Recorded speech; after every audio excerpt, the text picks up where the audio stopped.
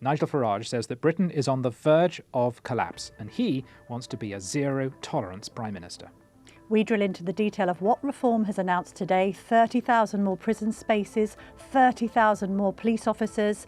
This is a pitch for Downing Street and it will play very well with the public fed up of crime being on the rise in the UK. The criminals have lost respect for the police. Well, they openly taunt them. It is quite extraordinary what goes on. But the real worry is your readers are also increasingly losing respect for the police, losing respect for their priorities, losing respect for some of their stances, political stances.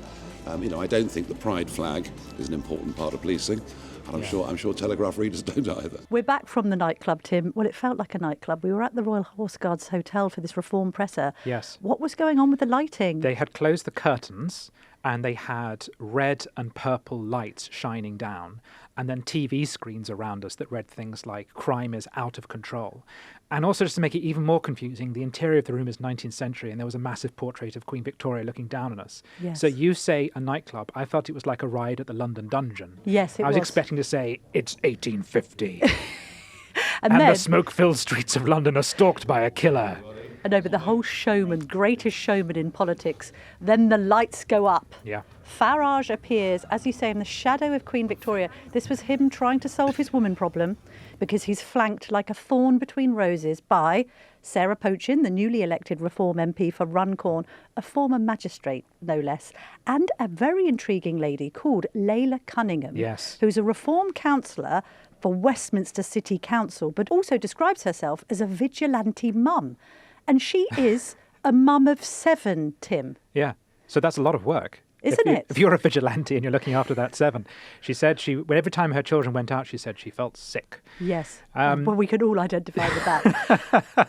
But I thought it was quite funny to see Farage play the role of patriarch. I mean, he's not somebody that is necessarily associated with being a family man, which might be one of the negatives against his name when it comes to the next general election, not least among female voters. Don't forget that only 1 in 4 righty women voted for Reform in the locals.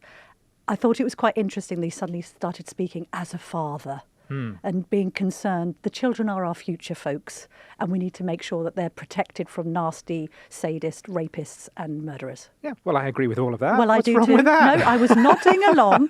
Were we both nodding along? I was nodding along. There was a lot of things he said that will make sense to people. So let's take a look at some of what he's proposed today.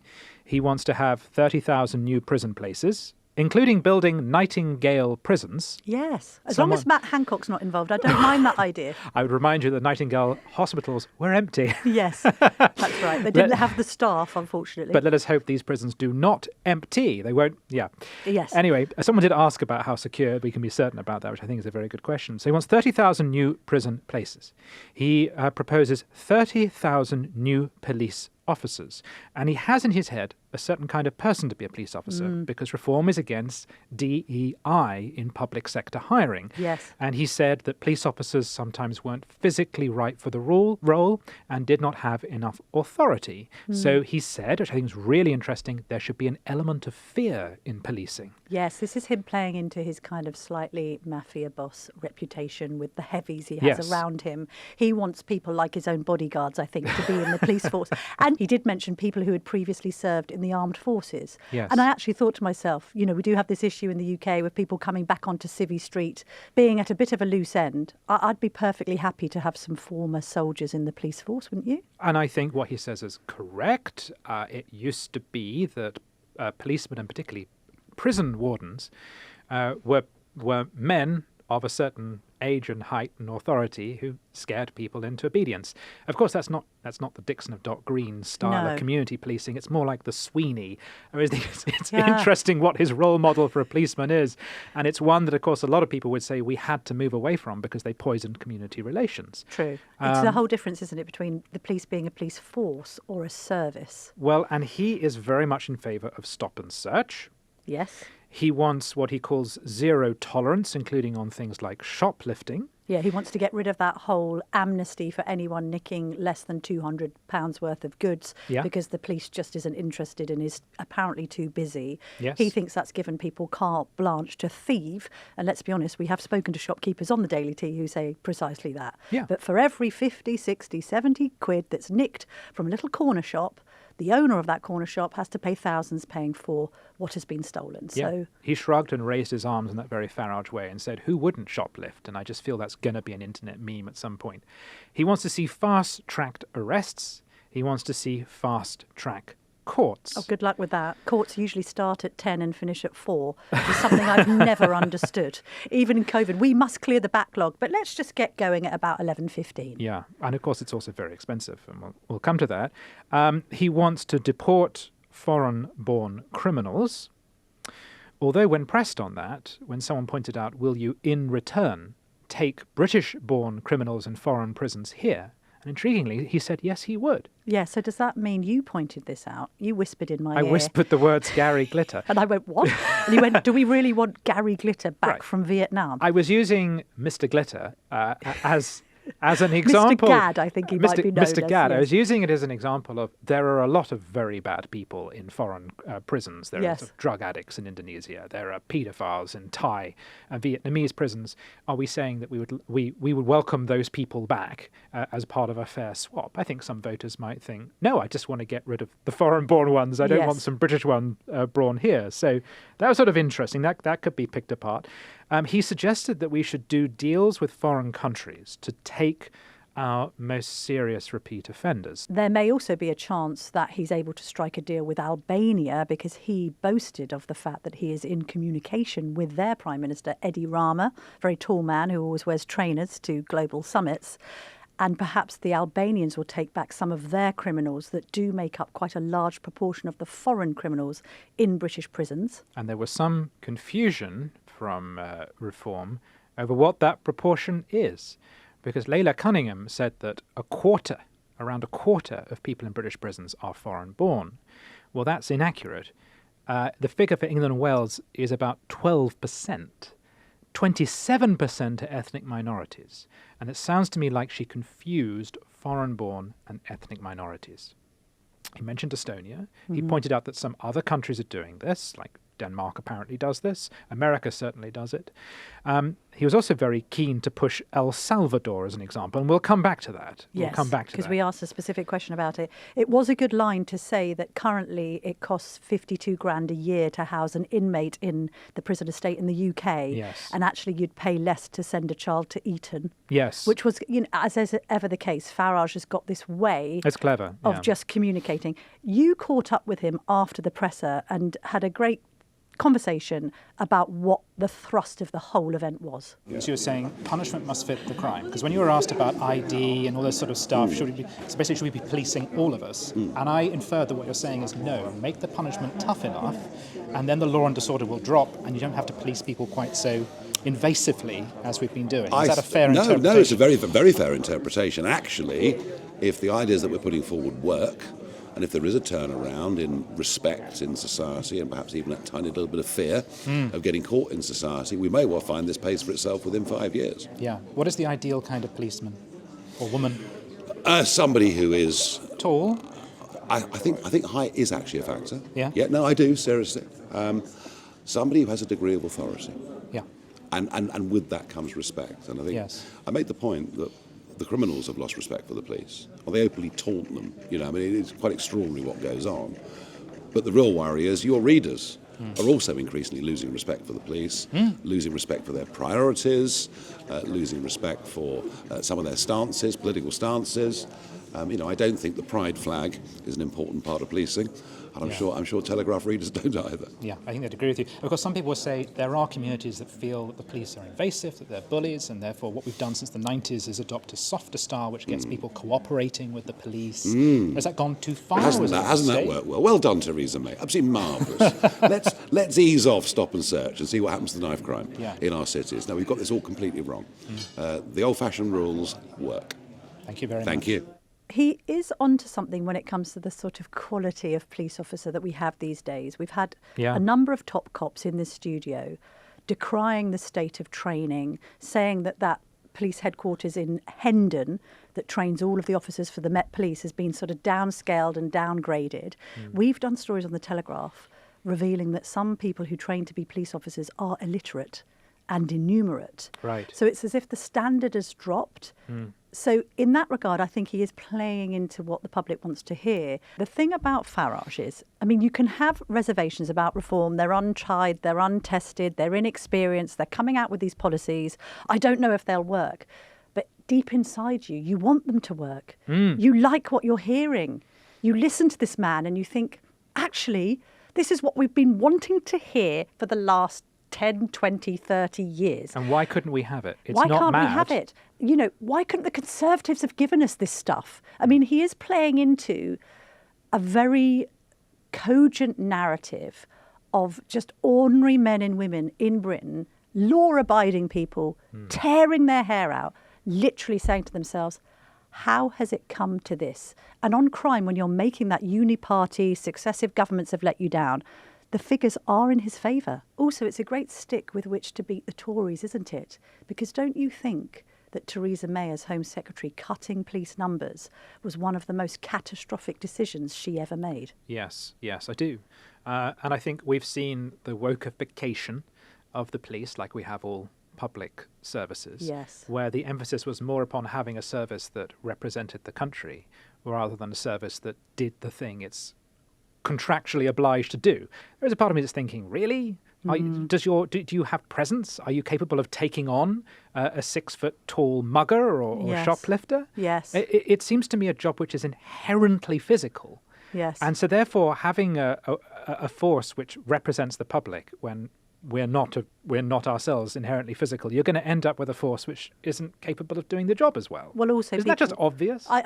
we have a problem with the public not having faith in the police, but then also seemingly criminals running rings around the police. And we see this Yeah. often on social media, where people are sort of filming the police grappling Yes. to wrestle criminals to the ground. Yes. I do think some of these sorry tales are overrepresented because everyone is now videoing everything they ever see. Yes. But when they speak to the kind of lawlessness of Britain, particularly London, the case of that young man who was killed for his designer watch a few weeks ago at the age of 24, that does strike the fear of God in me.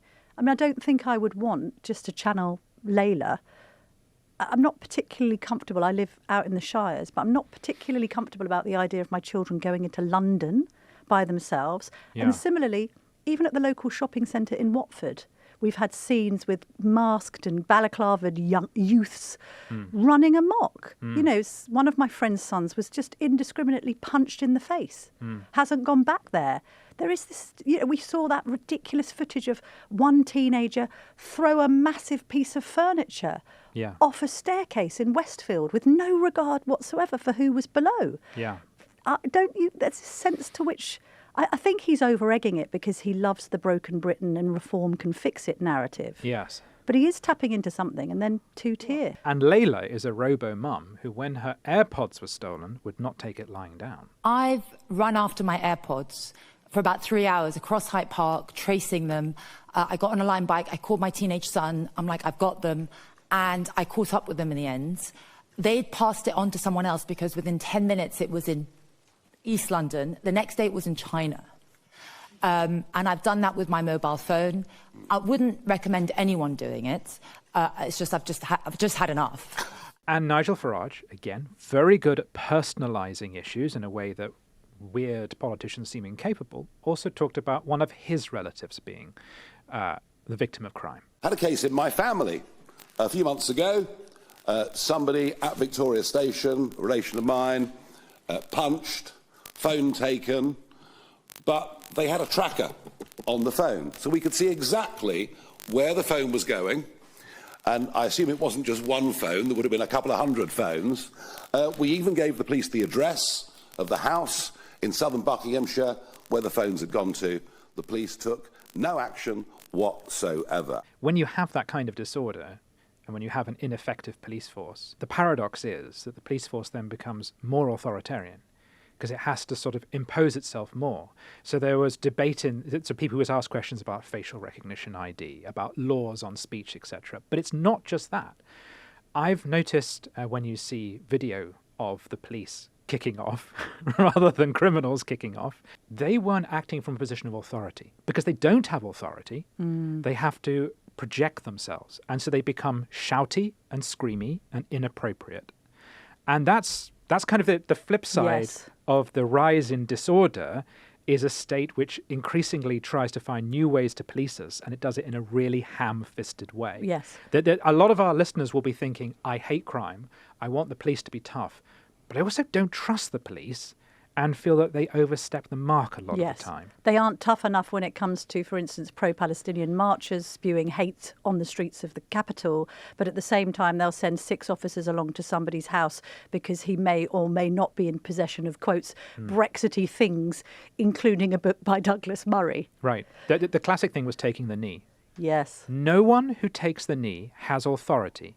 By its very nature, in that action, you are submitting.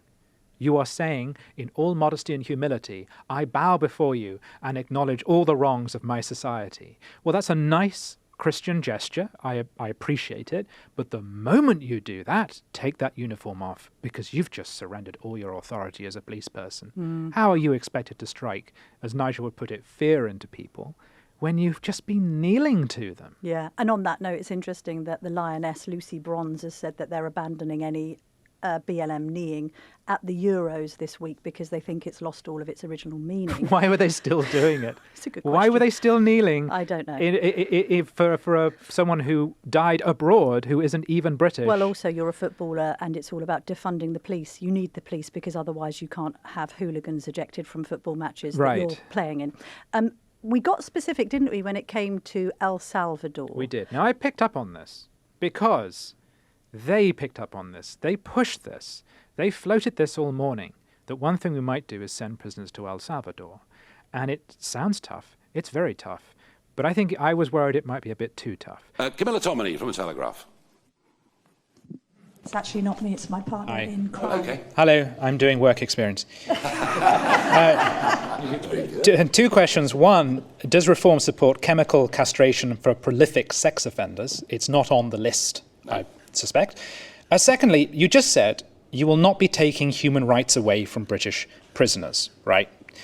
But you've mentioned El Salvador. El Salvador, as I'm sure you know, is in a 3-year-long state of emergency, where it detains people without trial, including around 3,500 children.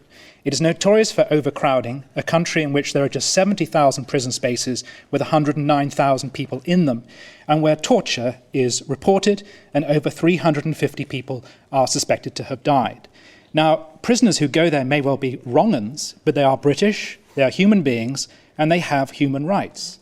Are you comfortable, if you can get past the lawyers, with sending British people to prisons with those kind of conditions? Okay, we are not going to send people for trial in El Salvador. Let's make that absolutely clear.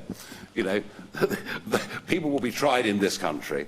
And El Salvador might be quite an extreme example. But the idea that we could send prisoners to Kosovo, to Estonia, and everything else is a very, very serious proposal. Would we be comfortable with... Well, we'd have to... I mean, look, we would not want to think that people going there would be in danger of their lives. If we thought that, we wouldn't send them, fairly obviously. And on chemical castration, that is not on the list. But tell you what, over the course of the next 6 weeks, you'll hear an awful lot more from us on a whole range of subjects. I'd just like to add to that point, what about the human rights of the women that have been raped, the children that have been subject to sexual abuse? Our prisons are too soft, and clearly El Salvador is an extreme example. But the point is that other countries have already got these agreements. Our prisons are too soft. If they lose some human rights about family visiting or whatever else it might be, or Sky TV in their cells, well, it's a good thing, because it's about time we got tougher with these people. You asked the chemical castration question because we were trying to find out how far are reform willing to go. We have this issue with the party that sometimes reform meets reality and they have to backtrack. So on castration, he says, well, hang on, just wait for our next announcements. I was thinking, well, you're not ruling it out, but you're not ruling it in. And then on Salvador, I was finding during his answer to your question that he was just tiptoeing away. He drops the El Salvador bomb. Clearly no one's really Googled it. Yes. You did. Yes. Put it to him that it perhaps wasn't the best idea, and then he said, oh, yeah, maybe you're right. Yeah. El Salvador probably doesn't have the prison places to take people because it's overcrowded. It has the same problem as Rwanda, which is it's a government with a dodgy human rights record.